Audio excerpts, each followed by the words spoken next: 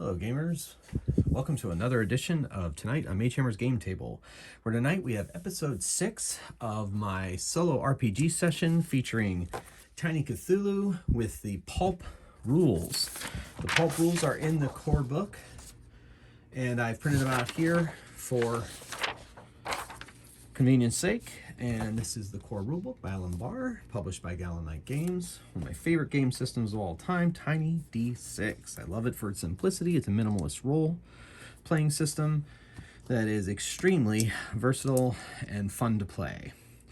So, this series, this is the 6th of the series.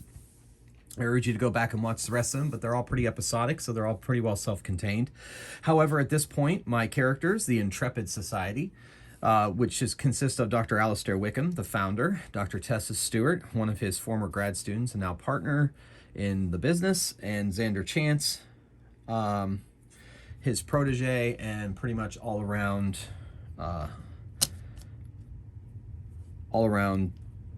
explorer, does the dirty work sometimes. That's his role in the Intrepid Society. He's an American. Both of these characters are from London. The year is 1926. Now, last episode, our Intrepid Society had made their way to Venice and found some relics and artifacts and jewelry that had laid hidden almost pretty much in plain sight, and have now returned back to London.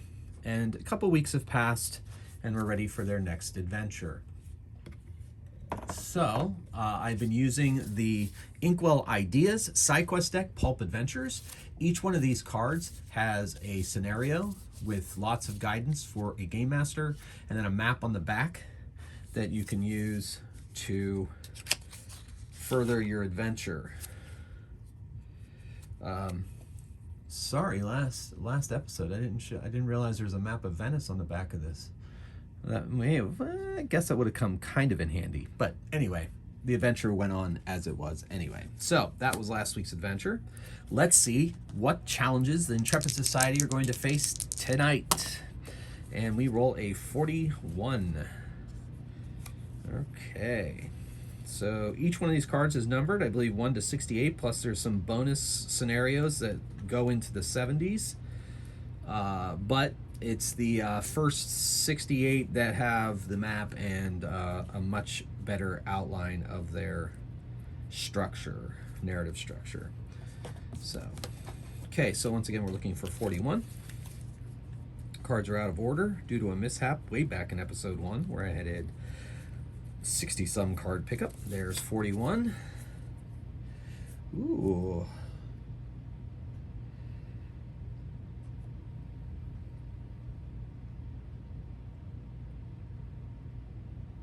Alright, that's nice. Okay, I think I can do that.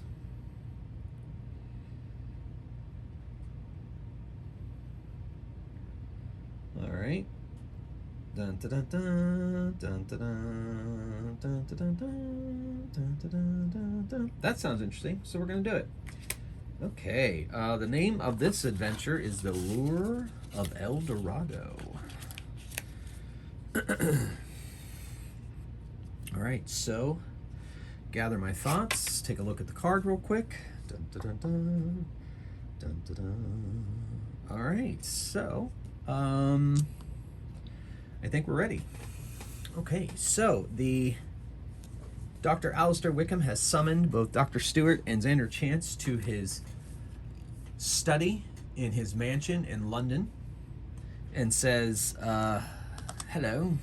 Yes, I have received disturbing word that a friend of mine, Dr. Richard Jones, has disappeared.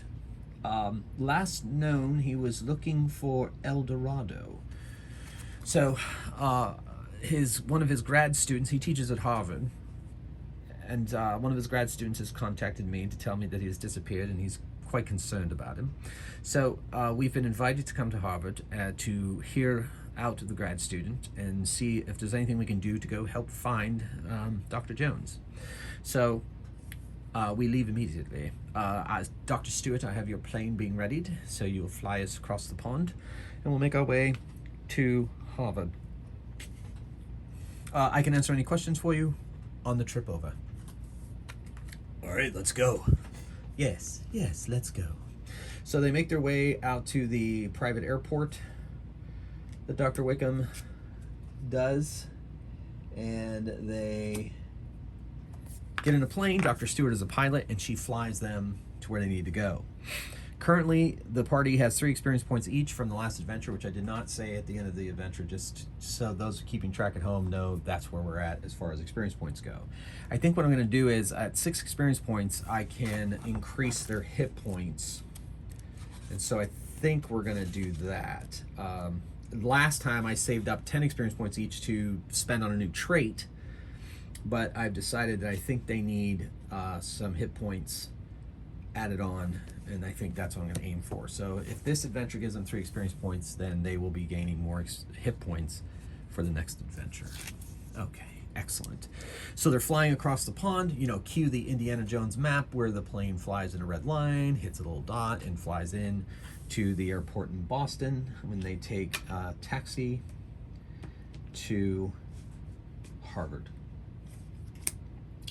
So they arrive at the ivy-covered buildings of one of the finest universities in the States, and they make their way to the natural history department where they run into the grad student who is waiting for them, and his name is Walter Reed. And he says, yes, please come in, please. I have yes, I just don't know where to stop. It's all right, good man. Just take a few breaths and go ahead and tell us the tale. Well, he was looking for, okay, I'm sorry. He had recently come into information that gave the location of the El Dorado, and especially it had mentioning of the Massapequa crown, and he was extremely excited by that. And so he left immediately with a couple of grad students, and he is supposed to be sending telegrams at a regular time, but he is 2 telegrams behind, and I am quite disturbed. Oh, my good man, just relax and let us think about it. So, how did he know? What was it that he got that he? Yes, he came upon a journal of a rather famous archaeologist, and whose name eludes me at the moment, and he had a journal, and so Dr. Jones looked through the journal and decided that it contained the information he needed. Well, where is this journal now? Well, unfortunately, he took it with him. Oh, well, but he had me make copies, and I have a copy of the journal that I can give to you and show you the parts where the clues are as to where the El Dorado is. Very good thinking on Dr. Jones's part. Yes, he is quite extraordinary. Yeah. Anyway, shall go and get it. So he runs and gets it, and he brings them the journal, and so the grad student says, I think it's in these pages here to here. I'm not exactly sure what the clue was. He didn't necessarily share that with me. That's okay. May I see it? Dr. Stewart says, and she's going to take a look at it and spend some time studying it, and she easily finds the clue that she needs based on her own knowledge and her educated test that she made there. And she is educated, so she makes those kind of tests with advantage. And in this game, advantage is 3 dice, and any roll of a 5 or 6 gives you a success, and you're successful in the test. Standard tests are 2 dice, and disadvantage is 1 die. Anyway, so she finds what she needs, and she shows it to Dr. Wickham. Oh, interesting. So do we know where that is? Easily can find it. Yes. Yes, sir. We need to know where this place is. And he points to a place on a map that's in the journal, and that map, of course, is a map of the west of America, southwest. And he says, the grad student says, yes, that does make sense, because I think they went to this town here that you see on the map, and I think, yes. and then they disappeared from there. And that town was their base of operations, where they were supposed to be sending the telegrams from.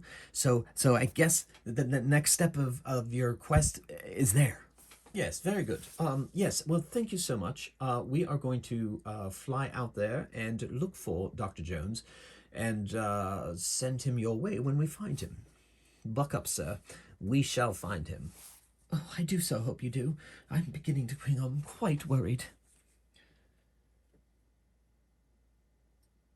Yes. Unfortunately, I don't think that map is of the southwest of America. I think it's much further south. I think it's South America. Oh, yes, I do believe you're right, Professor. So we're going to have to fly. I think we'll be able to fly into Mexico, but then we're going to have to get a vehicle to go the rest of the way. Yeah, that's where I come in. I'm the driver. I know. Yes, you are. So they get out on the plane. They fly, once again, Indiana Jones style, with the lines and little dots, and they make their way to a Mexican a city airport outside of Mexico City, Mexico, and they hire a rather sturdy vehicle to use on the rest of their trip. So they make their way there. When they get to the town, it's a small little town in Mexico outside of the jungles, and they say that they need, so they're going to start asking around to see if anybody knows where Dr. Jones may have gone. Dr. Wickham has an eidetic memory. He is insightful. So I think for these inquiries, I'm going to give him advantage, and he gets a success. Dr. Stewart, just to be on the safe side, she's very charismatic, and she asks around, and she also is going to gather a success. And Xander, he's good with people, especially people that live near jungles, and he knows kind of how things are. So he tests, and they all find their way forward as far as information. And they have a woman comes forth and says, yes, I was the guide for Dr. Jones. I left him there and came back to town. I was supposed to rendezvous with him 3 days later, and when I did, he did not show, so I became worried, and then I made my way back here. And so I am due to go back to see if he's at the meeting place again, but unfortunately, I don't know if he is going to. And of course, they're speaking Spanish. Dr. Stewart and Dr. Wickham and Xander Chance all speak Spanish, and so they're able to converse with her in her language. So that they say, Dr. Wickham's like, well, my dear, I will pay you handsomely to lead us to that meeting place in their camp. Oh, of course. I'm not going to refuse money. And so we leave upon the morn. So they're going to leave in the morning, and the night passes uneventfully. They pile into the Land Rover that they have bought, and or the equivalent of a 1926 Land Rover. I'm not exactly sure how long it's been since Land Rover has been out. Let's just say it's there. It's a really sturdy vehicle. Anyway, so they start their way towards the jungle edges and the camp. When they get to the camp, it is fairly deserted. There's not much going on. So they're going to search the area to see if they can find any clues. Dr. Wickham is perceptive. He finds some clues. Dr. Stewart is perceptive as well, thanks to, and she gets that, so she also finds clues. And Xander gets a standard test, and he too finds clues. So it seems that he left some instructions on this slip of paper in a checkbook as to the direction in which he feels El Dorado was in case he didn't come back.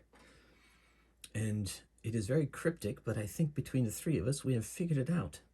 Yes, we have. So, I think this is basically, if we flip this over, there's a map. And I think we should be able to find it. Now, I'm not sure. It looks like this camp is off to the east, and there apparently are some lizards here. So we're going to have to make our way through the lizards. And then a rather large lake, and it looks like it's on that side of the lake. So yes, excellent. Not sure what this Golden Man stands for. But we shall see. I want to spend a little more time, Dr. Stewart says, with this, with his notes here. Yes, by all means. Xander and I shall make some dinner, and then we shall plan our strategy from there. Yes. So Dr. Stewart's going to take a look at his notes and see if she gets a success, that 5 there. And she comes over to Dr. Wickham during dinner and Xander and says, it seems that he made several excursions into the jungle and managed to find, he calls them large lizards. Not sure what that means. And then he said that there were a few traps, but he didn't quite go into detail about what those traps were. But he avoided them, apparently going and coming. But the notes only basically outline one trip in. So I have a feeling that on his second trip in, something happened. Yeah, very good. That's excellent information, Dr. Stewart. So now we're armed with that knowledge. I think we're going to have to be extremely cautious. You know what a cautious fellow I am. And he pulls out his 44 Webley and begins to clean it. So they spend the night here in camp, and they hear the sounds of the jungle.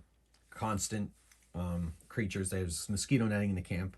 They sleep in there, creature noises. And so upon the morn, they pack up some supplies. Xander gets his trusty machete. They make sure their weapons are cleaned and ready to go. They have a hearty breakfast, and they make their way into the jungle. So let's see the glare on that. I'll move it down here. Let's move the whole thing so avoid some glare. Those of you looking at the map. Excellent. Okay, so they make their way, and then as they get to the area on the map where Dr. Jones has marked that there are large lizards,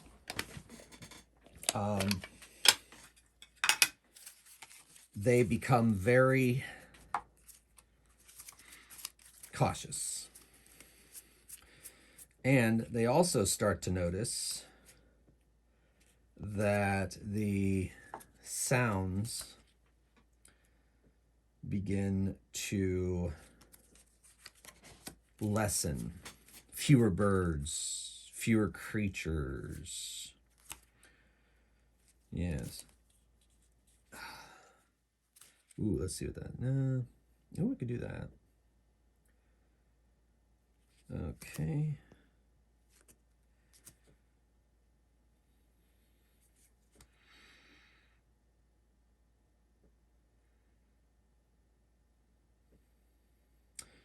All right. Yeah, I think we're going to go with that as the giant lizard. No, we got to do that. That's iconic and classic. We got to go with that. We have got to go with that. All right. So, yes, we're going with this. All right. So, as I said, they get close to the area on the map where the giant lizard is marked. And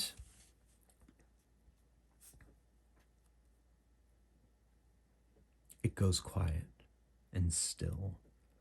I don't like this. I don't like it at all. No, me either. And Xander's sweaty hand grips the hilt of his machete. He's looking everywhere, vigilant. And suddenly, through the crashing of the trees, comes a massive creature that looks like this. Is that a... Yes. Oh my goodness, oh my gosh. Oh my, it's a Tyrannosaurus Rex. And so this monstrous dinosaur is making its way towards them. Roar! These are tiny dungeon enemy cards, bestiary cards that I have that you can get through drivethucards.com. Subsidiary, I suppose, or owned by DriveThruRPG. And on the back are some stats. Woo! And a picture from the bestiary in Tiny Dungeon 2e. So it's very handy over time, and I'm glad that this accessory has come into play here. So this creature starts rushing towards them, snapping its jaws at them. So we're going to roll initiative. In Tiny D6 games, everybody makes a test, and if they get a success, a 5 or 6 of course, on any of the dice, then they go before the creature or enemy, and if they don't, they don't. So it looks like Dr. Wickham is going to go ahead. Nope, not Xander, but Dr. Wickham, yes. All right, so Dr. Wickham, Dr. Stewart both pull out their guns and let off a shot. And then I think they're both going to take the evade action. Oh my goodness. Okay, in Tiny Pulp, there's things called dramatic knockouts, where if you make an attack, if all your dice show a 5 or a 6, you automatically knock it out. And so I'm going to have that only apply to humanoid style enemies. But in this case, I'm going to have it be a extra damage for 2 against non-humanoid creatures. So the T-Rex is taking 2 points, kind of sloughs it off and continues forward. And then he takes the evade action, and Dr. Stewart lets off a shot, and she gets a single hit. So it takes another point of damage. And then Xander has to go after. So the T-Rex is going to bear down on 1, 2, 3, 4, 5, 6. Bearing down on Dr. Stewart. Snap, snap, snap. So it has to move to get there. And it's going to make an attack. And because the creature is so large, I'm going to say the bite does 2 damage. It doesn't necessarily say that on the card, but that's going to be, I think that needs to happen. So the creature gets 3 dice with its bite, and it misses. Snap right in front of her. And so she, even so, she would have been able to evade if it hit her. And then he's going to swipe his tail. Well, he gets 2 actions. Tail swipe would be a second one. Yeah, so I'll make that a second action. So he had to take 2 actions, move and bite, and that was it. And now Xander runs up and, well, yeah, Xander's going to run up and attack with his machete. And he hits, chops into the tough, pebbly, feathered skin of the T-Rex. And so the T-Rex lets out a roar, and it's initiative.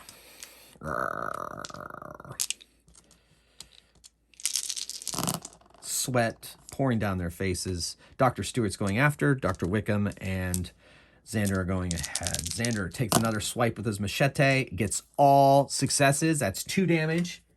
Gets a solid chop in. Yanks his machete out and, yeah, smashes down again on the T-Rex. And hits again for a single point. The T-Rex is roaring in pain. Dr. Wickham gets off a shot. And he gets a success. And he is going to forego, evade, and take another shot. And he hits. The T-Rex, blood pouring out of holes in it. Machete cuts. So it goes to snap. Let's see. So since it's taken some damage, I'm going to re-roll as to who it's going to attack. It's going to attack Dr. Wickham. It turns around and does the snap on Dr. Wickham. Or, no, since all, well, yeah. Okay, so he's going to snap at Dr. Wickham. Oh my gosh, and he missed.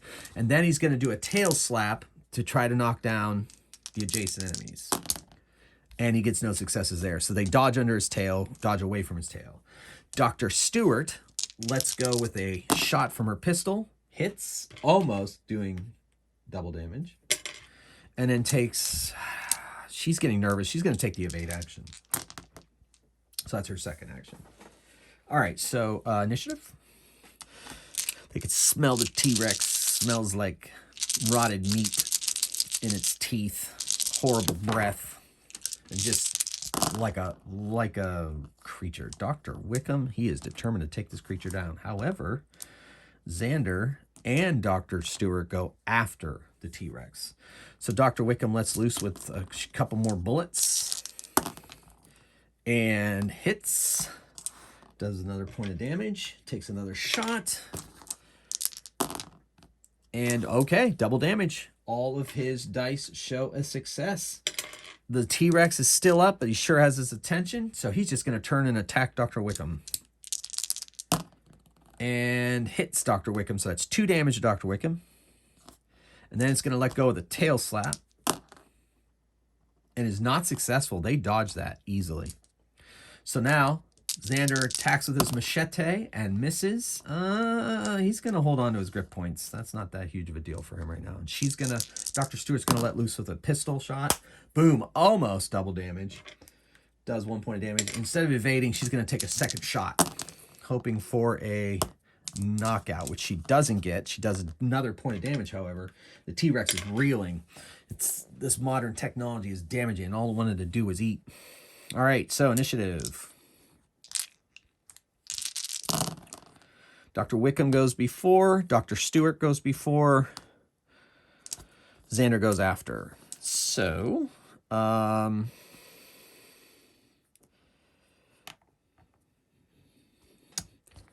here we go. Dr. Wickham goes before, as does Dr. Stewart. So Dr. Wickham lets loose with a pistol shot, misses, takes a second shot, and hits. And that takes the T-Rex in the eye, into its brain, and it drops down to the ground dead. Whew. Who knew? That's fascinating that such a creature exists here. Oh, my. That's going to bear some extra investigation, I think, at some point. But for now, we go onward. All right. So they follow the map down through here, takes several hours through the jungle. Xander's using his machete because the jungle's overgrown over that quite heartily. They come to the water, and they find, based on the map, they find the notes from Dr. Jones that said that you need to cross at this certain point because it's much more shallow there. And they do so, avoiding many of the creatures that would probably make that water their home. They chop their way through the jungle, and they make their way down the path. And they come to this place where there's an icon with a golden man.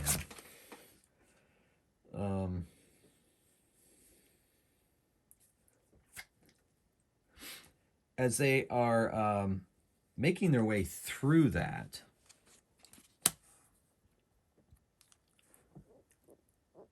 they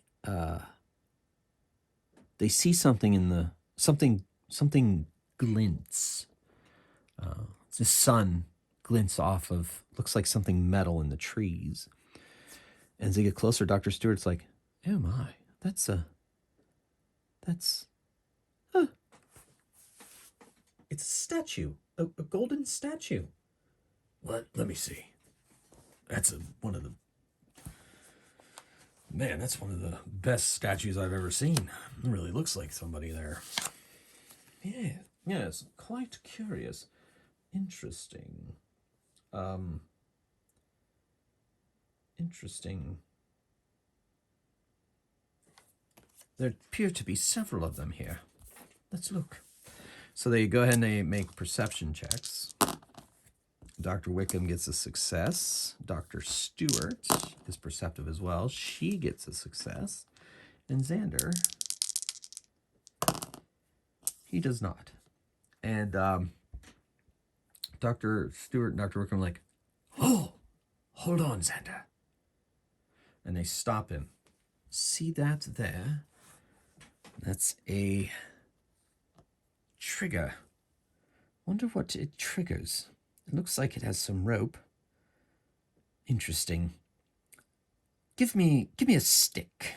So he finds himself a long stick. He goes over to the trigger, pounds on it, and 2 darts fly out and hit the stick from either side out of the forest. And they stick in the stick. And he takes it and he looks at it. Let's see how perceptive he is. Gets a 5, so he gets a success. I believe there's a poison on these darts. But why is there poison around these golden statues? Bizarre. All right, we must go carefully from here. So they're going to be making perception checks as they move their way through here.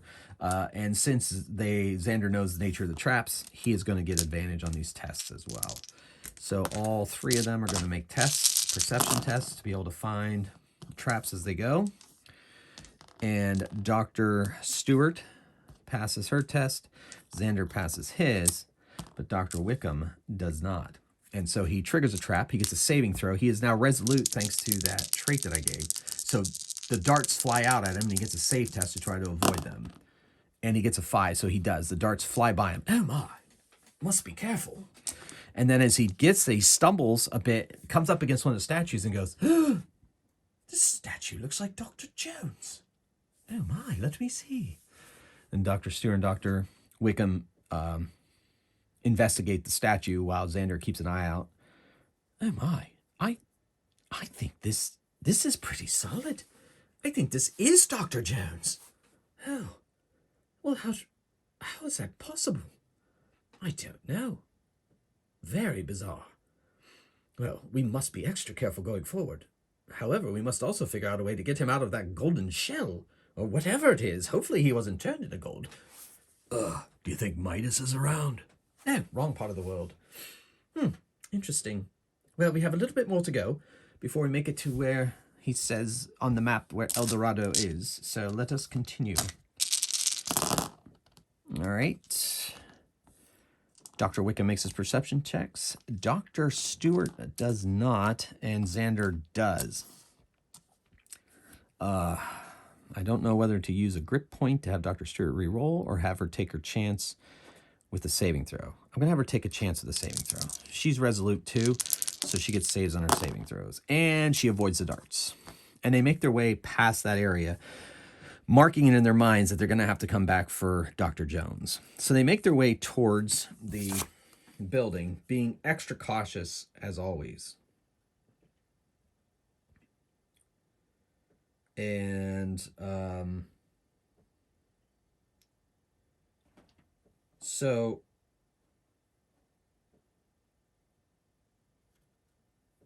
they make their way to the crumbling city, El Dorado. And they make their way in. And I think what I'm going to do is I'm going to see if there's more traps here. So I'm going to have them make perception checks as they make their way through. These are newish kind of traps, maybe the same kind of traps, but I'm not going to give Xander advantage in this case. So Dr. Stewart doesn't find any traps. Dr. Wickham does, and Xander does not. And Dr. Wickham's like, hold. Careful. Do not step on that loose stone. As they made their way into a plaza, they see some buildings rising up, ruined around them. But at the front and center of the city is a ziggurat that leads up to a flat platform, and there is a darkened door at the top, leading into a massive chamber on top. Well, I would say if this crown that Dr. Jones was looking for was anywhere, starting at the top of that ziggurat would be the best place to go.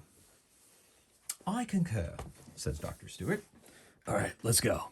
Xander leads the way. They start through the city towards that. We're going to take one more trap check.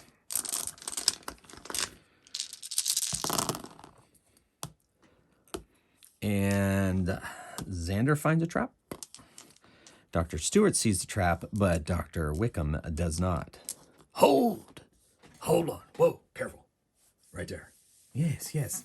Tripwire. Excellent. Thank you.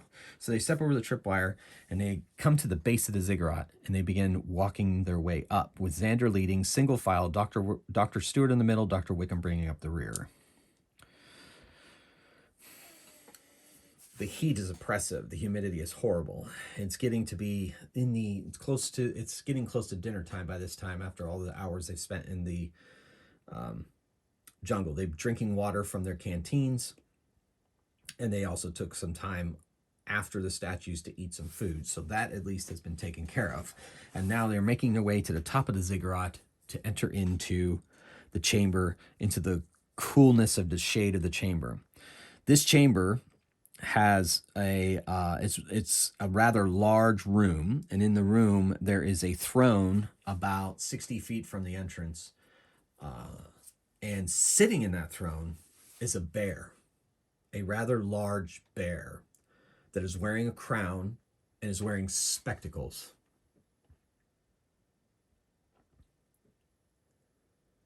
And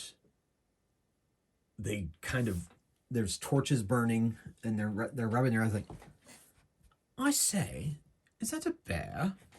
Welcome to my throne room.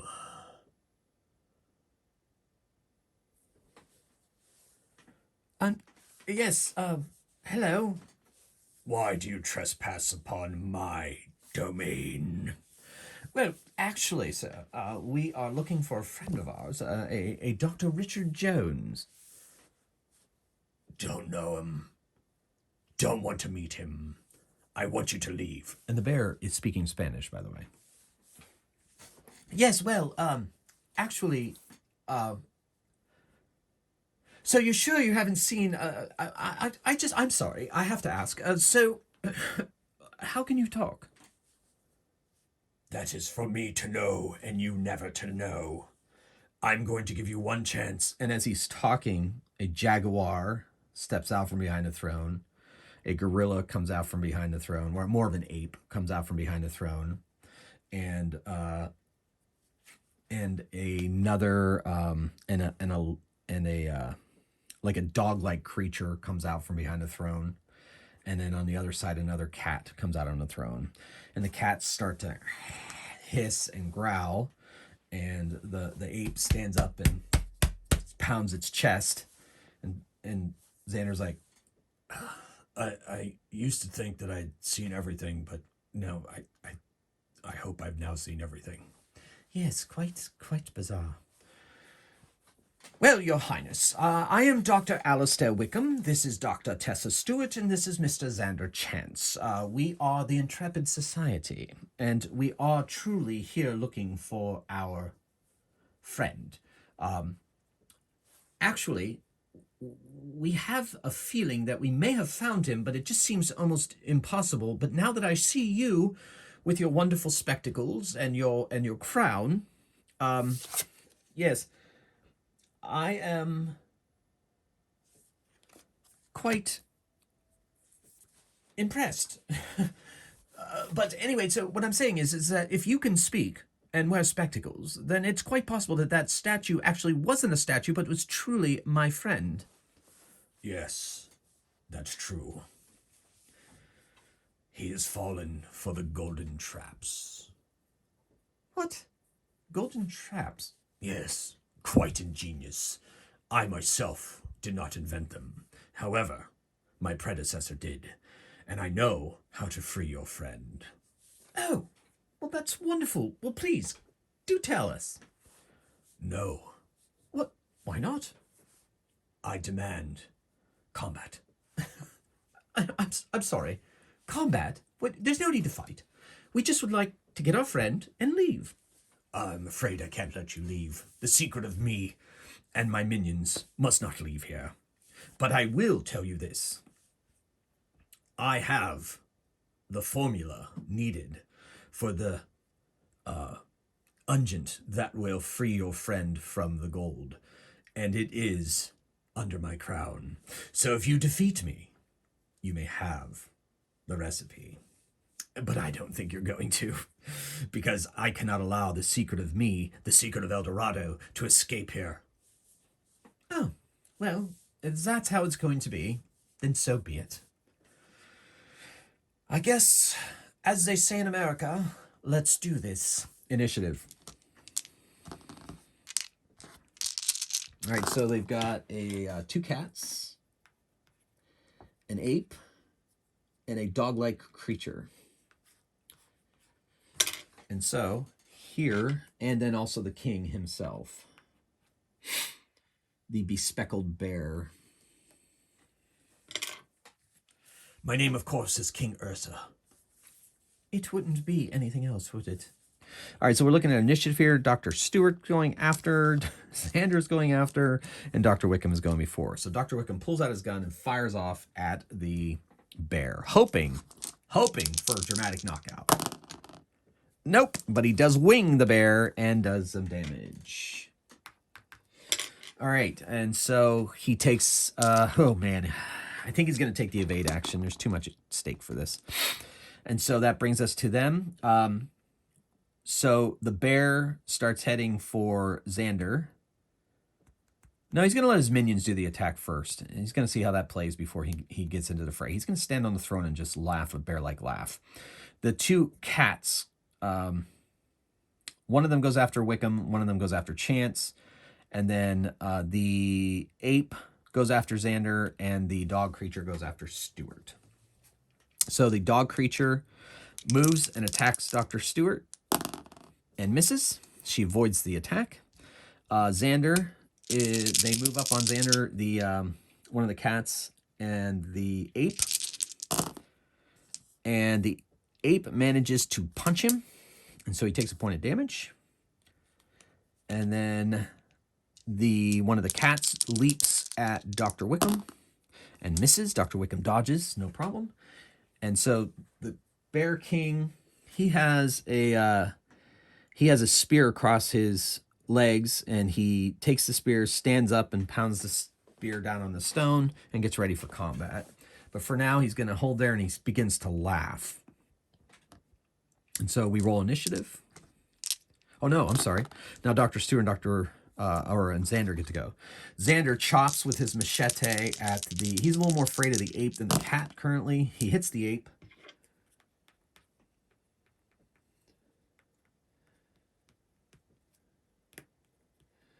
And takes another swipe at the ape. And hits again. Does a point of damage. And so Dr. Stewart, she chops at the dog, or shoots the pistol at the dog since it's close. She doesn't have to worry about disadvantage with pistols. She does hit it, and she's going to take the evade action. So now it's initiative.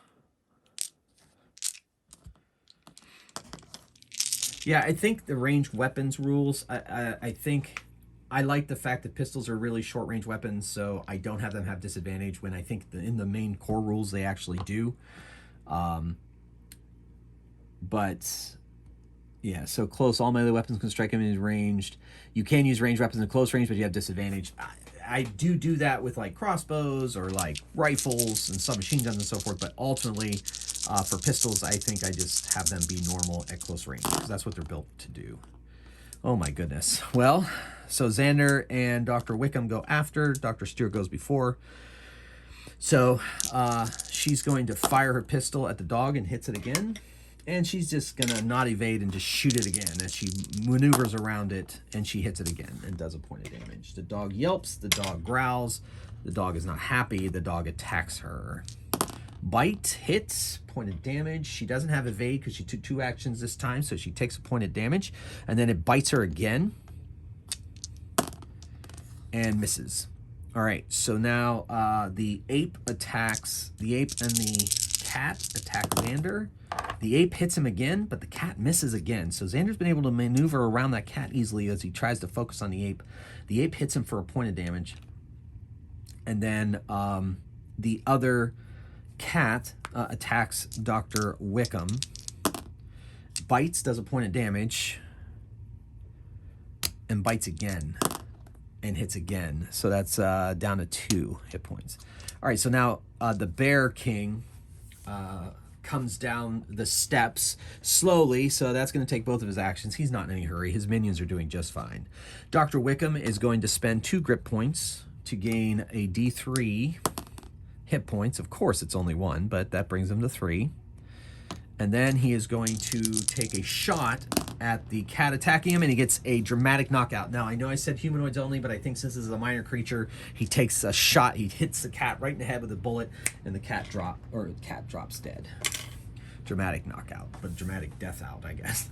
All right, so that helps. Dr. Stewart takes a shot with her. She already did. Xander chops at the ape again, hits it again, and takes a back swipe, trying to take this creature out. Hits it again. Tougher than it looks, I suppose. Well, I guess it looks pretty tough. And then initiative. You cannot leave with the secret of El Dorado. All right, so Xander's going before, but Dr. Stewart and Dr. Wickham are going after. So, Xander swipes at the ape and hits, thank goodness. And he's going to back swipe on the ape, trying to avoid the cat while fighting the ape. And there's the dramatic knockout I was looking for. He takes the ape out and is now vulnerable to the cat. Now, the cat attacks him and hits. And the dog attacks Dr. Stewart and hits. And attacks again. And hits again. And I think the cat, I forgot to make 2 attacks on Xander, misses the second attack. And then the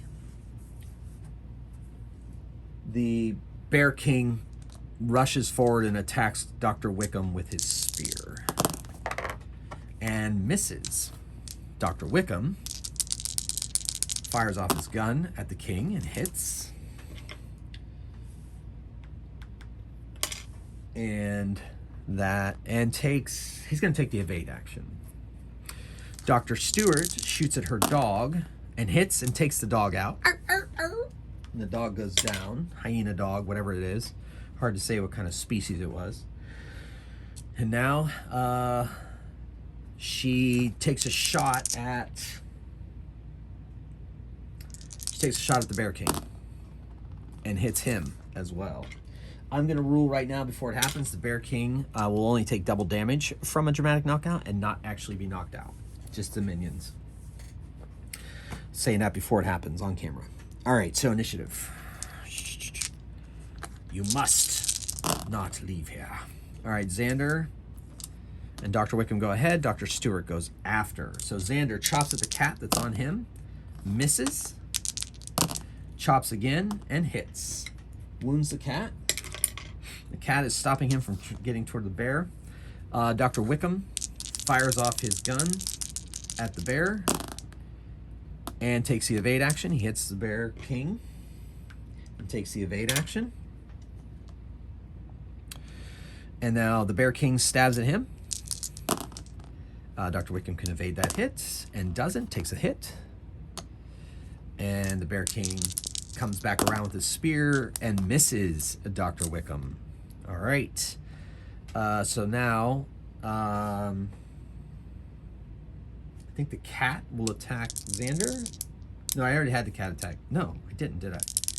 Cat attacks Xander, hits, and hits. So Xander takes 2 more points of damage. And now Dr. Stewart fires off at the Bear King. Oh my goodness, drop my die. So far it's a miss. And she hits, wings the Bear King. This cannot stand, he says in Spanish. The Bear King growls, let out a massive roar, and now it's initiative. All right, everybody but Dr. Wickham is going before the Bear King and the cat that's left. So Xander chops at the cat, hits it for a point, and takes a strike back, and hits it with a dramatic knockout, knocking the cat completely out, chopping into its skull, taking it down. And that's his attack. Dr. Stewart lets off shots at the Bear King, hits for a point. Blood is starting to flow down its fur, takes another hit. He's wearing some very decorative necklaces. So she let off 2 shots. Now the Bear King is the remaining opponent left.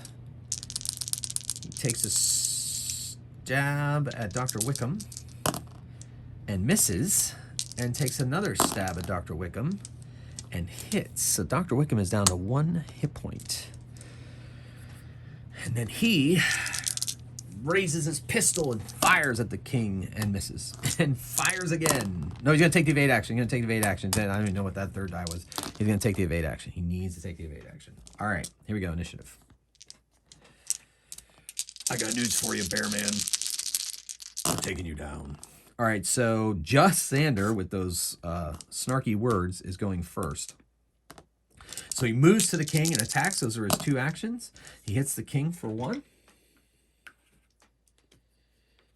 All right, and then that was his move and attack.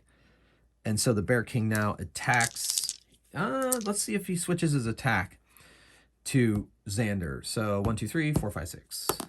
He does. He sees Xander as a bigger threat. So he stabs at Xander with his spear, hits. Xander takes that, and then he stabs again and misses. And then Dr. Stewart lets fly with a shot from her pistol, hits the king, and misses with her second shot. She hasn't really. She's gonna spend. She's gonna re-roll that, and misses again. So she's not gonna re-spend. All right. So now, Doctor. Yeah. Okay. I think he attacked. Yeah, and he took the evade action. Yep. Okay. Initiative. Okay. So Dr. Wickham is going ahead, as is Dr. Stewart, and not Xander. So Dr. Stewart lets fly with her pistol. She hits, takes another shot, and hits again. The king is reeling. Dr. Wickham fires his pistol, point blank range, and misses. Second shot, he's not taking evade action. He hits. Bullet hits the king right in the face, and the crown flies off his head and rolls to the ground as he falls backwards and lays dead on the ground. The Bear King slain in his throne room. Oh my, that was quite exhilarating. You're hurt, Doctor. Yes, I am, but we must find that recipe, get Dr. Jones free, and get out of here. I agree. So Xander walks over, picks up the crown. There's an inscription in here. Hey, let me see it. It is not Spanish. I think it is the language of the ancients. Yeah, let me see that. Yes, I recognize it. I think. Yes, okay. Let me, now, I can read it. Now let's see if I can, no, I don't know if I can make it out as far as exactly the recipe. Yes, I can. And I believe, yes, over here, by the throne. They find a bunch of ceramic jars and so forth, and in each of those is certain ingredients. So they take the ingredients, and they take another empty bowl that they find. They pour in some water, mix in the ingredients according to the instructions on the inside of the crown. They put a crown in the bag, and they take their unguent down to Dr. Jones. They rub it on him, and the gold that is him starts to flake off of him, and then falls completely off, and he lets in this huge gasp of air. Oh my, Dr. Wickham, this is the worst nightmare. Yes, no time, we must leave. So they start making their way. Can you walk? Yes I can, yes of course. And so they help him stumble down the path, make their way out of the jungle, back to the camp, and they set up camp and rest there. They explain to Dr. Jones exactly what happened as grad students summoned them and so forth, and that they have the crown, and that it belongs to him, but since he spent all his time looking for it. And he says, yes, but it is too beautiful to put in a museum. I think I'll hide it away from other treasure hunters that would use it and exploit it. Very well. Frankly, I think it belongs here, but it's up to you. No, I think you have a point, Dr. Stewart. I think it might be enough to know that we found it. And so a Bear King, eh? Yes. Well, I'll tell you what I do. I will bury it at the base of the ziggurat. It should remain here, where it belongs. I believe that's quite admirable, old chap, and we shall help you.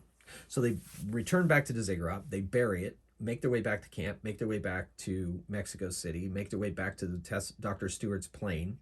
They fly out of there, fly back to Boston, drop off Dr. Jones. He thanks them effusively for rescuing him and returning the crown to its proper place and not on the head of a Bear King. And that's something that they're going to take with them to the grave. What a great story. They fly back to England, and they have a wonderful supper in Dr. Wickham's mansion in London, the headquarters of the Intrepid Society. Well, ladies and gentlemen, that is yet another adventure of the Intrepid Society. I hope you enjoyed it as much as I did. I think that was a rousing adventure. Loved it. So until next time, ladies and gentlemen, I'll tell you what. Oh, on camera for the first time ever, I'm going to add extra experience points. They're going to get 6 experience points, and I'm going to give them each an additional hit point going forward. And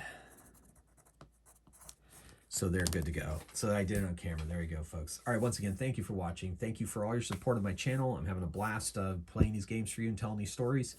So until next time, keep on rolling dice and playing games. Thank you once again. Magehammer out.